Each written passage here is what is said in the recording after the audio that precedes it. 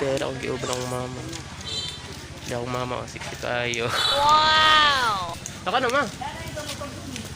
Magpalista na dito. Ako ma. Ang giubra ng pagpa-check up kay puro makaito kong mama eh. Bakit tao?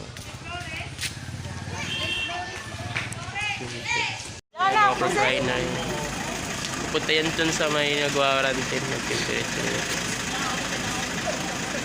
Palit ko kuan sa paniyo. Grabing alcohol Asa? sa ilang mayo. Ha? Ayun guys, di matuloy yung check up ni mama kasi bukas pa daw. May medical daw ang deadline today. So, bukas na lang ako sa mga trainer. Ang busy doon. Naakitaan mo si doktora.